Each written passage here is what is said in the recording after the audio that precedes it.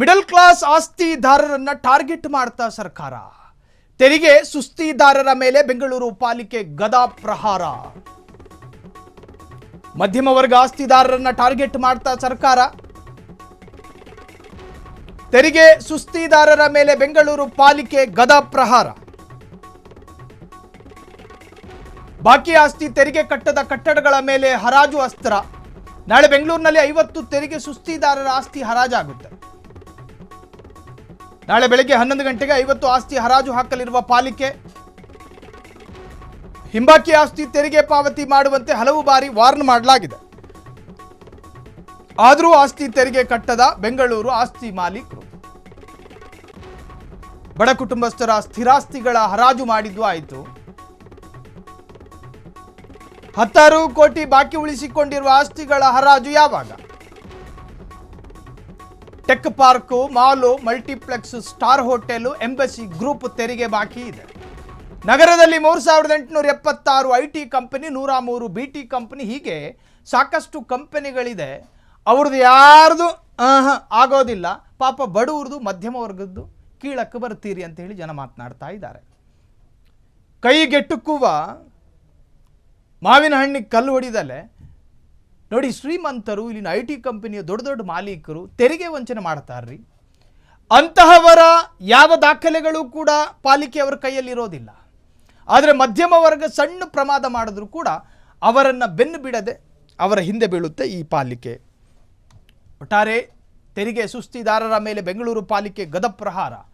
ಬಾಕಿ ಆಸ್ತಿ ತೆರಿಗೆ ಕಟ್ಟದ ಕಟ್ಟಡಗಳ ಮೇಲೆ ಹರಾಜು ಅಸ್ತ್ರ ಪ್ರಯೋಗ. ಇನ್ನು ನಾಳೆ ಬೆಂಗಳೂರಿನಲ್ಲಿ 50 ತೆರಿಗೆ ಸುಸ್ತಿದಾರರ ಆಸ್ತಿ ಹರಾಜು. ನಾಳೆ ಬೆಳಗ್ಗೆ 11 ಗಂಟೆಗೆ 50 ಆಸ್ತಿ ಹರಾಜು ಹಾಕಲಿರುವ ಪಾಲಿಕೆ ಹಿಂಬಾಕಿ ಆಸ್ತಿ ತೆರಿಗೆ ಪಾವತಿ ಮಾಡುವಂತೆ ಹಲವು ಬಾರಿ ಎಚ್ಚರಿಕೆಯನ್ನು ಕೊಡಲಾಗಿದೆ. ಆದರೂ ಕೂಡ ಆಸ್ತಿ ತೆರಿಗೆ ಕಟ್ಟದ ಬೆಂಗಳೂರು ಆಸ್ತಿ ಮಾಲೀಕರು ಬಡ ಕುಟುಂಬಸ್ಥರ ಸ್ಥಿರಾಸ್ತಿಗಳ ಹರಾಜು ಮಾಡಿದ್ದಾಯಿತು. ಇನ್ನು 16 ಕೋಟಿ ಬಾಕಿ ಉಳಿಸಿಕೊಂಡಿರುವ ಆಸ್ತಿಗಳ ಹರಾಜು ಯಾವಾಗ ಅನ್ನೋ ಪ್ರಶ್ನೆಗಳು ಮುಂದಿದೆ. ಟೆಕ್ ಪಾರ್ಕು, ಮಾಲು, ಮಲ್ಟಿಪ್ಲೆಕ್ಸು, ಸ್ಟಾರ್ ಹೋಟೆಲ್ಲು, ಎಂಬಸಿಗಳು, ಈ ಗ್ರೂಪ್ಗಳ ತೆರಿಗೆಯೂ ಬಾಕಿ ಇದೆ. ಅದನ್ನು ಯಾವಾಗ ವಸೂಲಿ ಮಾಡ್ತೀರಿ? ನಗರದಲ್ಲಿ 3876 IT company, 103 BT company, 89 tech ಪಾರ್ಕ್ಗಳಿದೆ, 447 ಮಾಲ್, ಮಲ್ಟಿಪ್ಲೆಕ್ಸು, 857 ಸ್ಟಾರ್ ಹೋಟೆಲ್ಗಳು, 1485 ಕಲ್ಯಾಣ ಮಂಟಪ, 3180 ಪ್ರೈವೇಟ್ ಶಿಕ್ಷಣ ಸಂಸ್ಥೆಗಳಿಂದ ಕೋಟಿ ಆಸ್ತಿ ತೆರಿಗೆ ಬಾಕಿ ಇದ್ದರೂ ಕೂಡ ಅವರತ್ತ ಮುಖ ಮಾಡೋದಿಲ್ಲ. ಬೃಹತ್ ವಾಣಿಜ್ಯ ಕಟ್ಟಡಗಳಿಂದ ಬಾಕಿ ತೆರಿಗೆ ವಸೂಲಿ ಮಾಡದ ಪಾಲಿಕೆಗಳು. ಬೆಂಗಳೂರು 5 ಪಾಲಿಕೆ ವ್ಯಾಪ್ತಿಯಲ್ಲಿ ವಾಣಿಜ್ಯ ಕಟ್ಟಡಗಳಿಂದ ತೆರಿಗೆ ಬಾಕಿ ಇದೆ. ಕಮರ್ಷಿಯಲ್ ಬಿಲ್ಡಿಂಗ್ ಕಟ್ಕೊಂಡಿರ್ತಾರೆ, ವ್ಯಾಪಾರನೋ ವಹಿವಾಟೋ ಆಫೀಸು ಮಾಡ್ಕೊಂಡು ದೊಡ್ಡ ದೊಡ್ಡ ಐಷಾರಾಮಿ ಕಂಪನಿಗಳು ಬೆಂಗಳೂರಿನಲ್ಲಿ ಸಾಕಷ್ಟು ಟ್ಯಾಕ್ಸನ್ನು ವಂಚನೆ ಮಾಡ್ತಾ ಇದೆ.